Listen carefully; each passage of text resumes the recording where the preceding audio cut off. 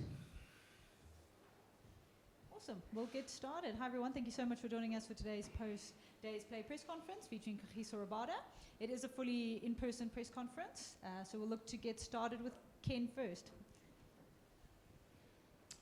Hi, Kagiso. Compliments of the season to you and very well bowled today. Is it fair to say that kind of your experience came through today, that it was a sort of pitch where if you put it in the right areas often enough, there was enough assistance there, and you just stayed in that area the whole day? Yeah, I think that's what you try to do on any pitch that you play on. Get the ball in the right area. Yeah, that's all I tried to do today. Thanks. Is he here? Can you break it down though for us? That you haven't played red ball cricket in a really long time. You had a bit of a heel injury, if I'm not mistaken. How do you just rock up and take 5 wickets of Boxing Day?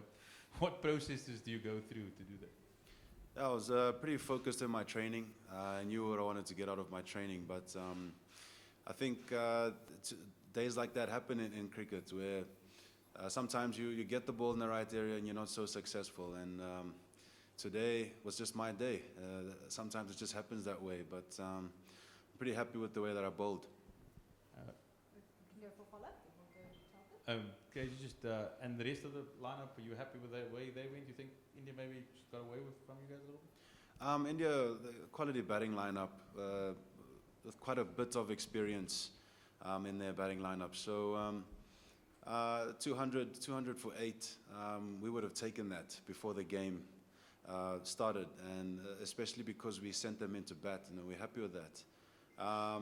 The other guys, Gerald, Nandre, and Marco, I think that they're magnificent bowlers. They're wicket takers. They've proven it. Nandre today, in his debut, picking up 2 quick ones as well. They have X factor about them, and bowling on a pitch like that is definitely going to assist them. The nice thing about Test cricket is they can have a second crack at it. All in all, I didn't think we bowled badly, but I think there is room for improvement. Kagiso, when you bowled as well as you did today, does your body tell you that this is going to be a good day, or is there something in your mind, or is there some signal you get from yourself that, okay, today it's going to work? All week the ball's been coming out nicely.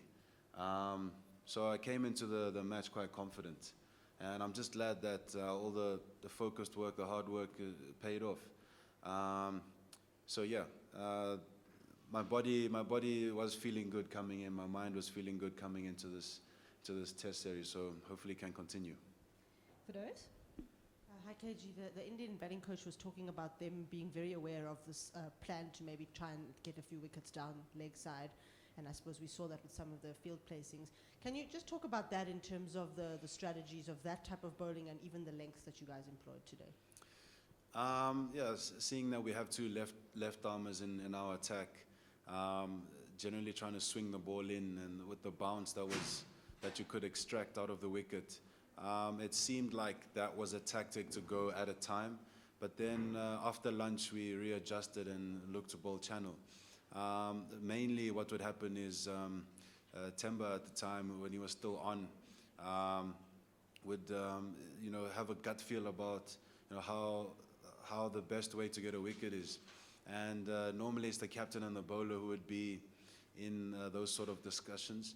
But I guess it did make sense to have the leg slip. It almost worked to Virat as well, getting caught at he got dropped at square leg. So at the time it's more of a gut feel thing to see how's the best way to get a wicket. But yeah, as you saw after lunch, we had to change tactics. Considering the fact that the day was dominated by the bowlers, how do you describe KL Rahul's innings, the way he batted? Yeah, I thought he played well. He had a solid defense, and he also attacked us. His options were good. He's a good player. He's done it time and time again for India. And there's always going to be a batter who's going to stand out in an innings, and he was that for India. And following on that, do you think that the same kind of assistance is expected on the day 2 as well? I don't know. What do you think? I'm not a player. Well, maybe, let's see. Any further questions, Stu?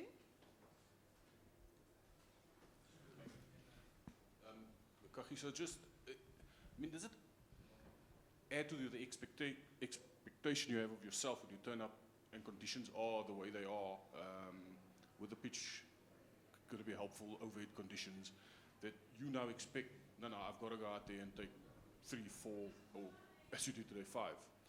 I think I've always had that expectation to myself to bowl well. Right from the moment I started playing for South Africa, all I wanted to do is get wickets and be the best, or just do a job for the team. So nothing's changed over the years. My job is to bowl and get wickets, and it's not. I don't think the expectation is a burden. I don't think it's some heavy expectation that I have to do it. But I do put pressure on myself. I've always put pressure on myself, but in a good way, to do well for any team that I play for, in this case South Africa, and take wickets. Yeah, Kagiso, almost 9 years for South Africa, very close to 300 test wickets, but 500 wickets done for South Africa. So how do you feel about it? Say again? Close to 300 test wickets, but 500 wickets done for South Africa, including T20 and ODIs. Oh, so how yes. do you feel about it? Oh, yes. So the question is, how do I feel about it? How do I feel about that? Yeah, look, milestones are great, and that's why we play. When you're young, you want to become the best, and stats have stats are a description of how you play. They are a metric that measure your quality, but at the end of the day, you can't be too stats orientated. It's literally just about, you probably hear it all the time, you're going through your processes, and whatever happens next is out of your control. But yeah, hopefully I can get many more wickets for South Africa. We're going to go last 3 with those 10 and then rapidly the second. KG, you were getting a lot of love from Castle Corner there, and they had some cool tunes going for you. We don't play a lot of test cricket at home in South Africa. Just what would that feel like to be in front of your home crowd, and it was like a full house, just that kind of vibe? Yeah, we love it. It's summer, cricket, summer vibes in South Africa. Cricket season is always awesome. Yeah, the guys come out and they absolutely love it. I'm not sure how many beers they were down, but I'm pretty sure they were down quite a few. Yeah, they're just having a great time at the cricket, and it's just so lovely to see. And yeah, I had to pinch myself at a stage because it was basically a packed house. And the last time we played a test match against the West Indies, but before that we played against India, and there was literally no one in the stands. And then the West Indies came, and it was nowhere near half full, and now it was basically sold out basically. So it's great to see festive season in South Africa is fantastic, and I felt that vibe in the stadium. KG, that beauty you got Virat Kohli out with, that must rank up there with one of your most memorable test deliveries, certainly. Yeah, they just swung away late, and for some reason he just seems to cover those. Most of the time he seems to just play and miss, or just cover that channel. He's a fantastic player, so when you play against him, you really have to be on. So I'm glad I got the fainty there. Yeah, I'm just glad I got the fainty. Thanks. So here to conclude. Mark, you spoke about the youngsters they have X factor, and we've seen particularly someone like Marco put in explosive performance, but he just seems to be a little bit flatter than usual. Does you, as the senior bowler in the side, is it part of your job just to go put an arm around him and tell him it's going to be all right? Or have you done that? Yeah, 100%. That's what you do in a team environment. You want to encourage each other, and certainly with Marco, it's just about getting him firing at his best again. And playing cricket,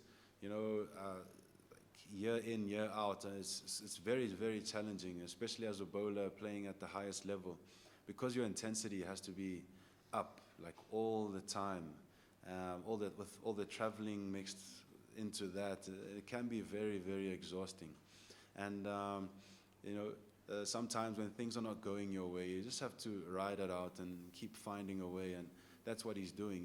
He's still doing a great job. And when he's on song, you know what he can do. So it's not far away. The wheel turns. It's not far away. Great. Thank you very much, everyone, and thank you, KG, for joining us today. See you guys tomorrow.